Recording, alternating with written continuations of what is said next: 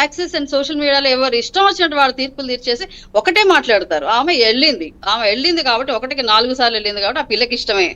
So ఒక అంత పసిపాప అంత చిన్న పిల్ల ఇష్టమై వెళ్ళిపోయింది. నా పిల్లని వాడు రేపు చంపేసినా కూడా దానికి ఇష్టమై వెళ్ళింది.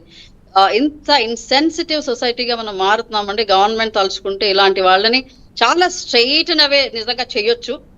అండ్ సొసైటీగా మనం ఆడపిల్లని నిజానికి మన డ్రెస్సింగ్ కానీ ఎడ్యుకేషన్ దానిలో కానీ చాలా మార్పులు వచ్చినాయి.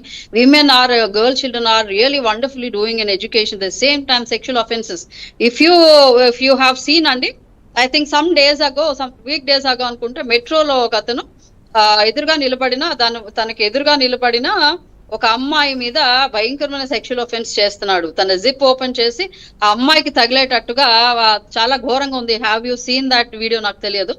ఇంత ఘోరంగా కంటిన్యూస్ గా రెగ్యులర్ బేసిస్ మీద ఆడపిల్లల మీద ఇవన్నీ జరుగుతున్నాయండి చాలా చోట్ల. ఇది ఒక షేమ్ఫుల్ అనేది. తర్వాత శిక్షలు మీరు అన్నటువంటి ఫోక్సో కావచ్చు, ఇట్లాంటి చట్టాలు శిక్షలు అమలు కావట్లేదంటారా? మరి ఎందుకు జరుగుతున్నాయి? ఇంకా కూడా భయం రావట్లేదంటారా? ఎట్లా ఇంకా సివియర్ గా యాక్ట్ చేయాలండి. Act it self is a wonderful act అన్నమాట. అది దాన్ని సరిగ్గా అమలు చేయడము, లేకపోతే దానిలో పొలిటికల్ గా కానీ ఎవరైనా అధికారంలో ఉన్న వాళ్ళు కానీ, రిచ్ పీపుల్ కానీ, కాస్ట్ వైజ్ కానీ ఏ రకంగా ఆ లిటిల్ పేరున్న వాళ్ళు కాబట్టి వాళ్ళని చాలా చూసానండి. బయట తిరుగుతున్నారు చాలా మంది.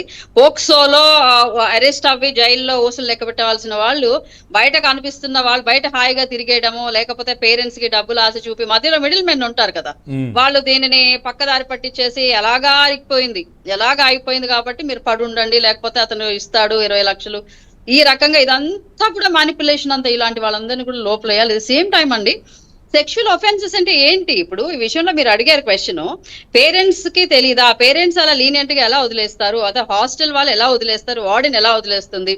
ఆ లీనియంట్, నేను సోషల్ వెల్ఫేర్ లో తెలంగాణలో పనిచేశానండి. క్యాస్ట్ కూడా ఉంటుంది ఇక్కడ. ఈ అమ్మాయి కటిక పేదది అని అంటే ఎలా తిడతారంటే కొంతమంది లెక్చరర్స్ టీచర్స్ ఎలా తిడతారంటే, గవర్నమెంట్ మిమ్మల్ని నెత్తిన పెట్టుకుంది, గవర్నమెంట్ మీ ఇలాంటి పేదవాళ్ళకి ఎందుకు పనికిరాని వాళ్ళకి ఇంతంత చేస్తుంది, ఇంతంత తిండి పెడుతున్నారు, హాస్టల్స్ ఇస్తున్నారు, పరుపులు దిండ్లు ఇస్తున్నారు, ఆ పాకెట్ మనీ కూడా ఉంటుందండి. ఇంత ఇస్తున్నారని ఆ పేద పిల్లల మీద, ఈ పేదరికంలో ఉన్న వాళ్ళ మీద అక్కసి వెళ్ళకొక్కే లెక్చరర్స్ ని టీచర్స్ ని నేను చూశాను.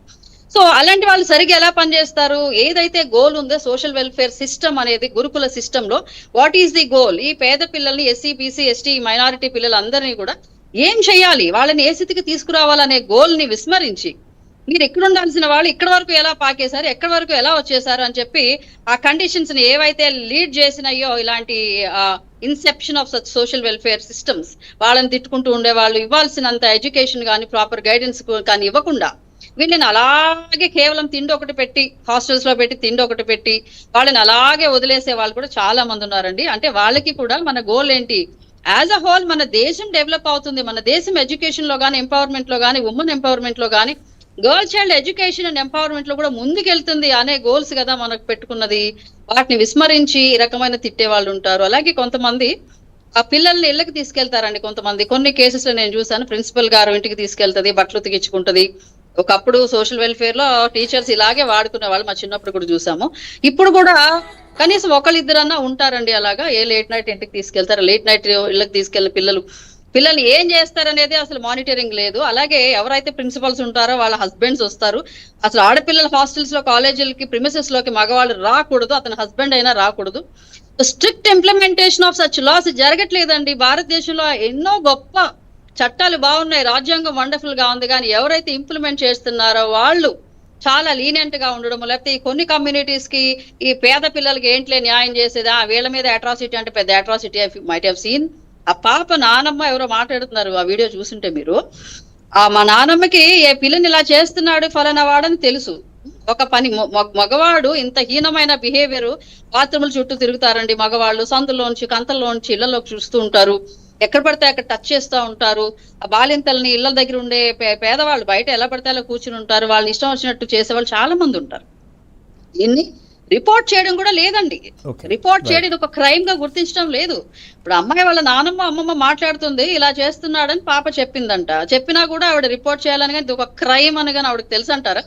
ఇది ఒక నేరము. ఆడపిల్ల సెక్షువాలిటీ వరకు రావడం అనేది నేరం అనేది ఆమెకే తెలిసినట్లేదు. I think the girl is fatherless child. ఆ పిల్లకి ఏం తెలుసండి తన గురించి, తనకి ఏం జరుగుతుంది అన్నది అమ్మాయికి తెలుసా? ఎంత బాధాకరమైన సిచ్యువేషన్స్ లో మన పల్లెటూర్లు ఉన్నాయి. రైట్.